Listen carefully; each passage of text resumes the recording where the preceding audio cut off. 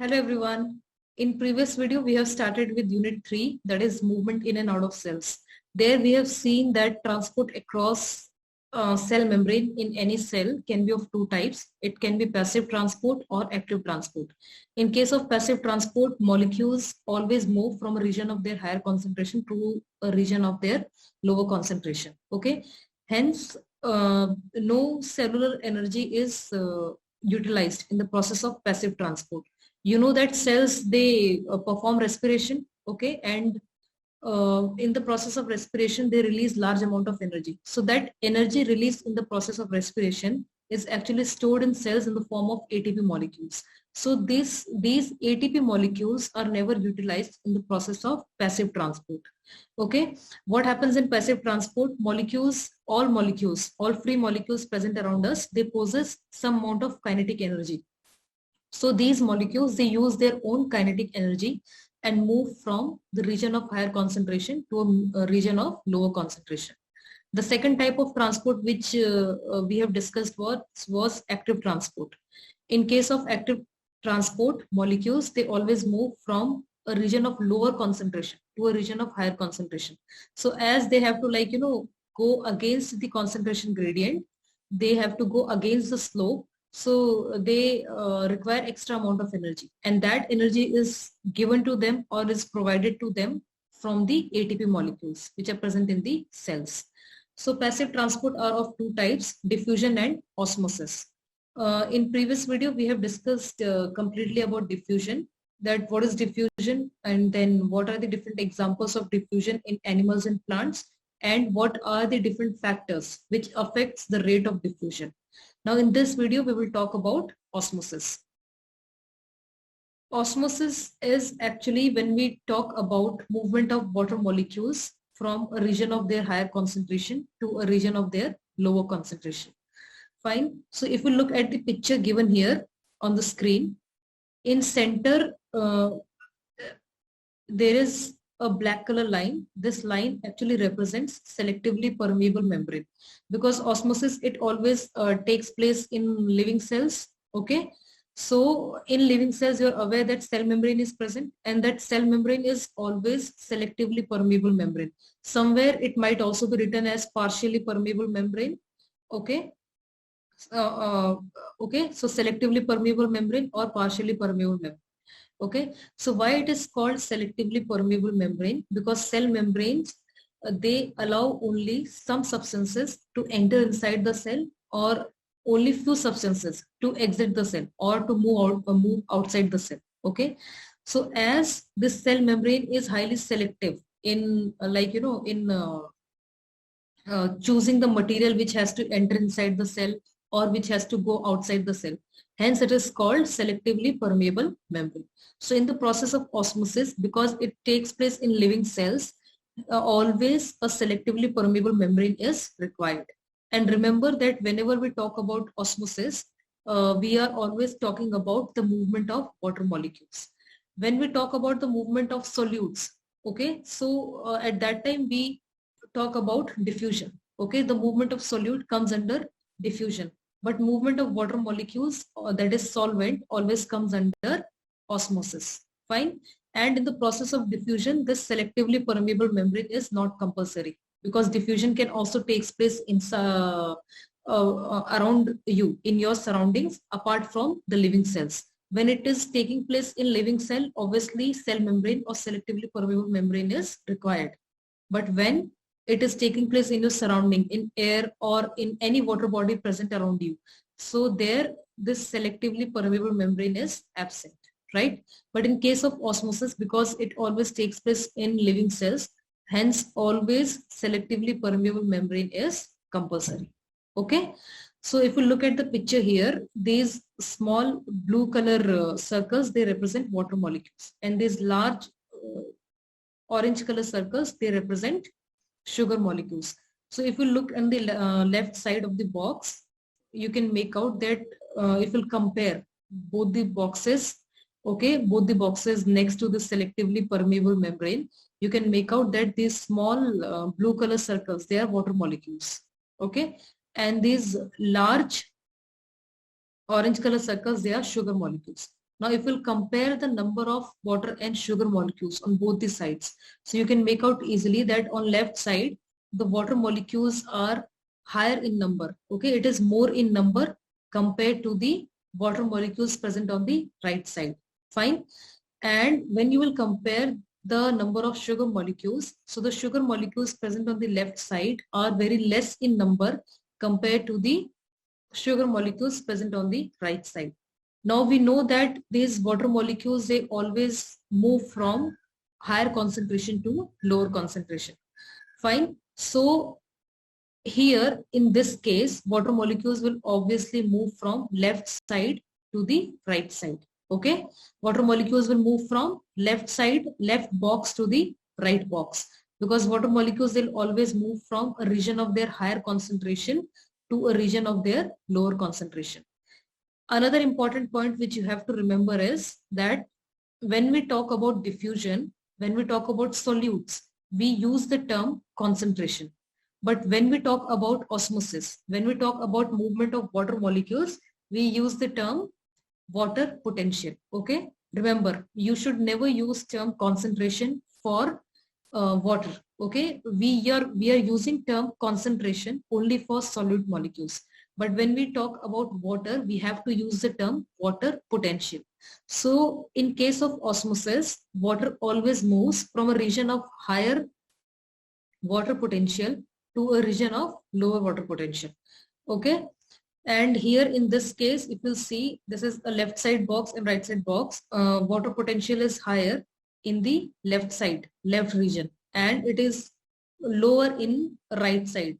Okay, so water will always move from a region of higher water potential to a region of lower water potential. Now you can make out easily where the water potential is high.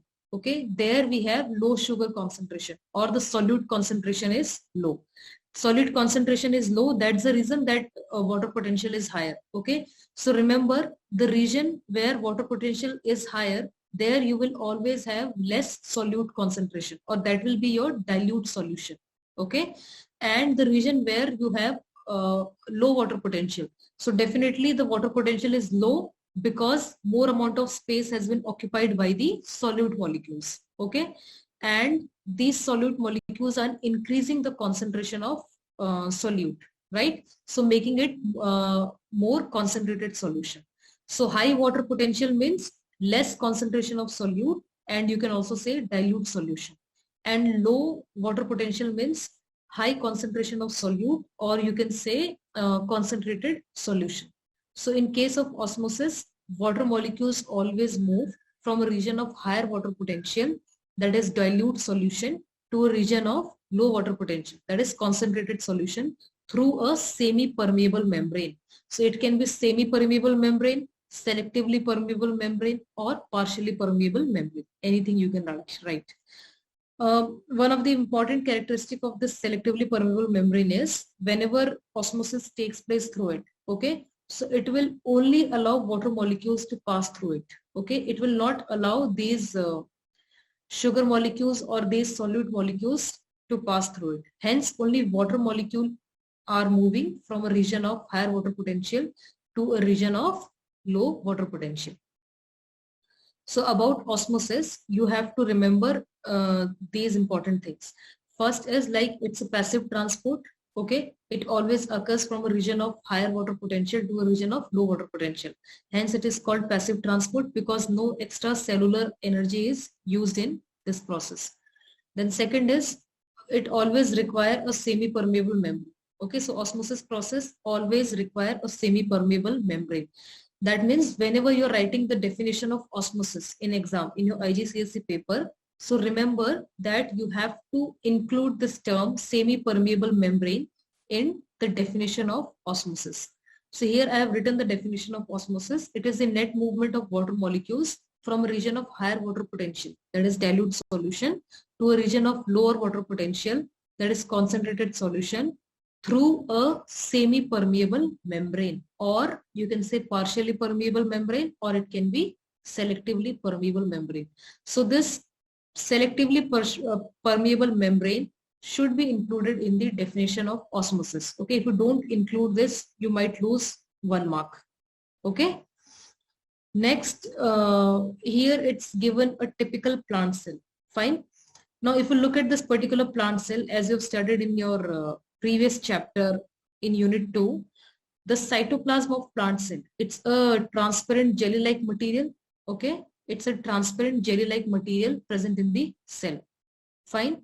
Now, this cytoplasm of plant cell is having various organelles present inside it. Okay, like chloroplast, mitochondria, ribosomes, endoplasmic reticulum, Golgi body, nucleus. So all these are the organelles present inside the cytoplasm of a plant cell.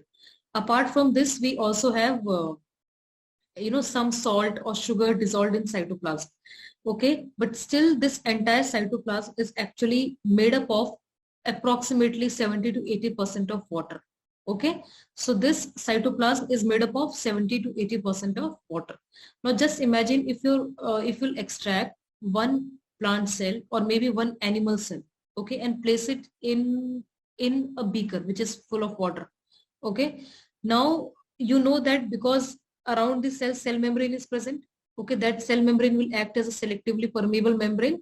Okay, and when around the cell water is also present, so definitely water will either move inside the cell or it will move outside the cell.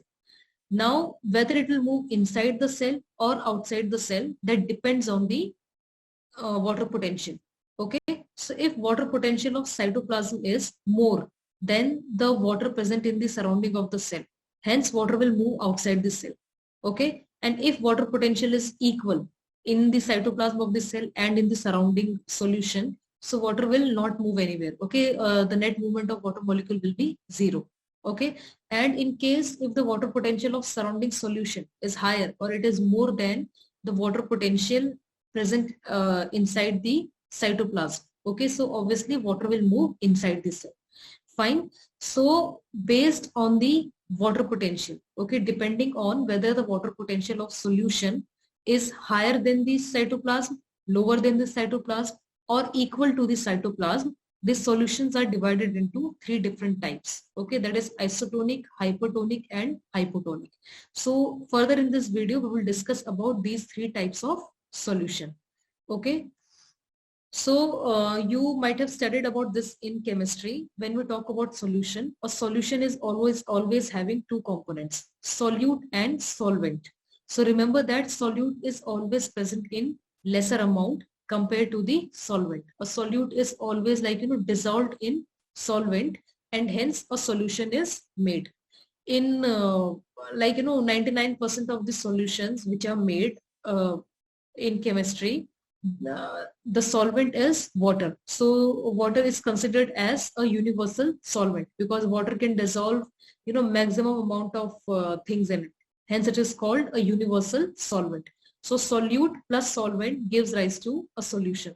Example is given here.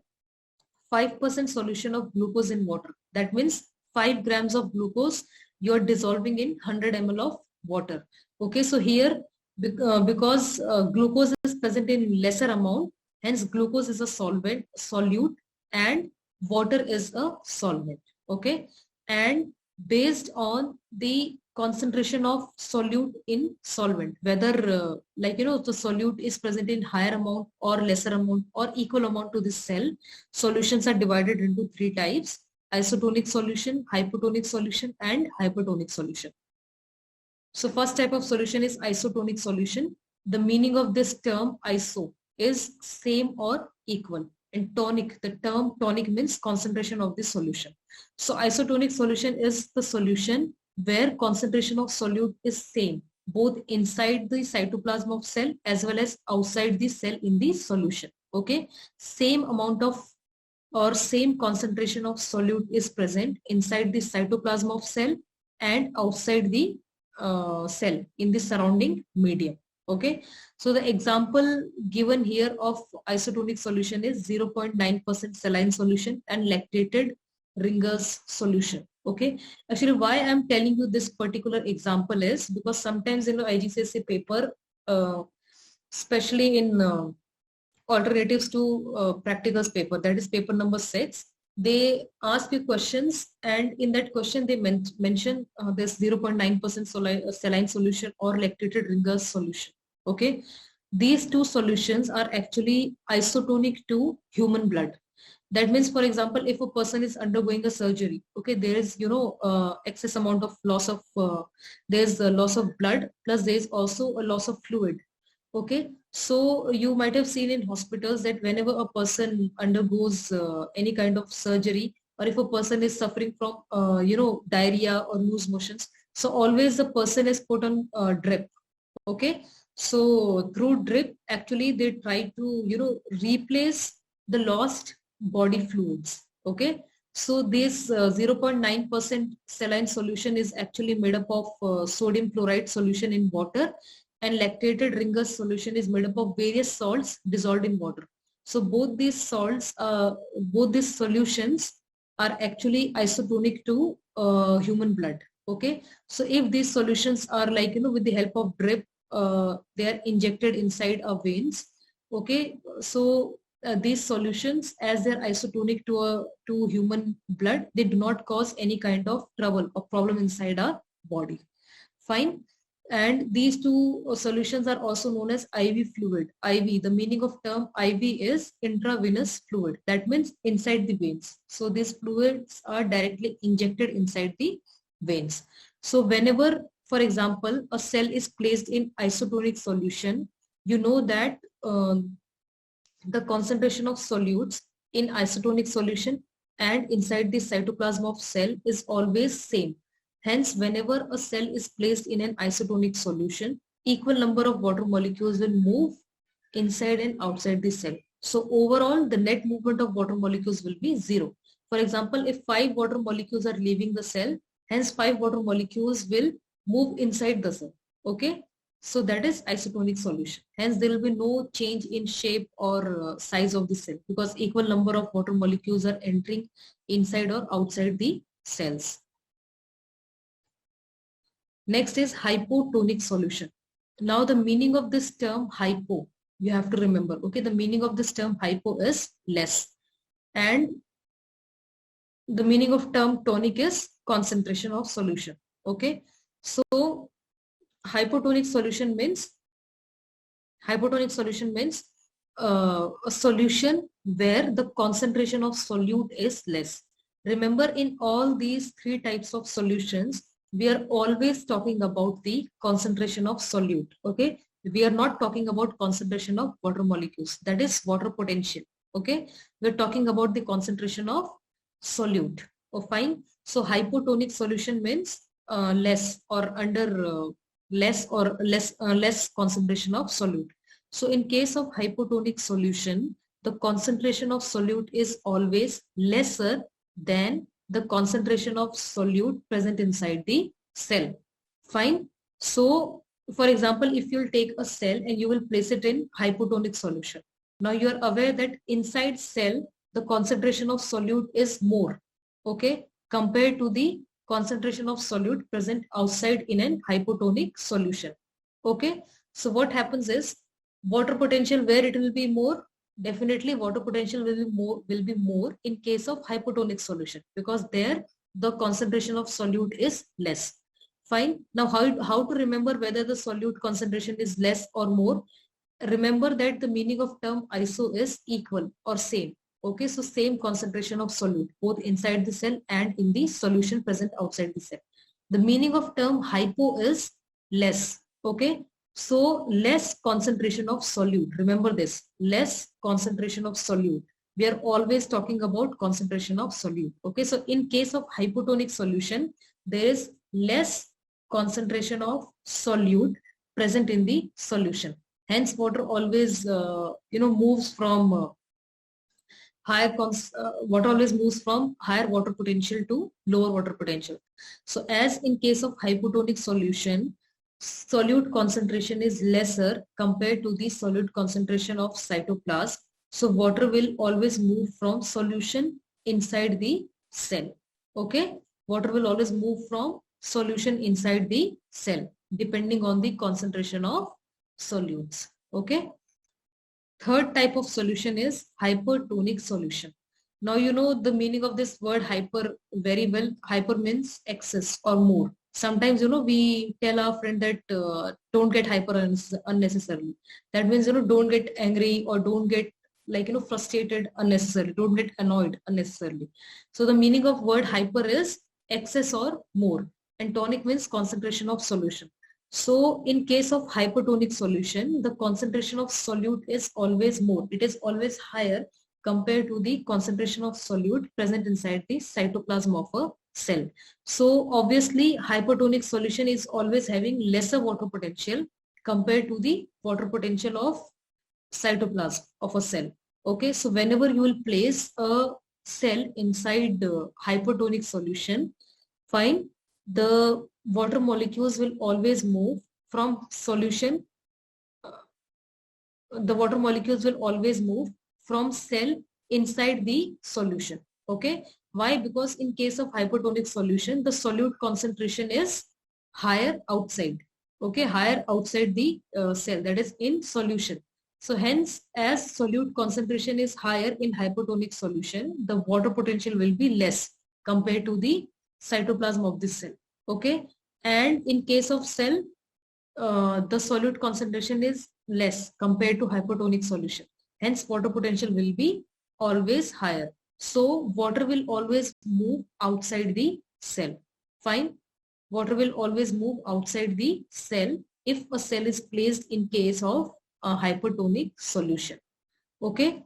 So, remember in case of isotonic solution that equal concentration of solute is present both inside and outside the cell. In case of hypotonic solution, the meaning of word hypo is less.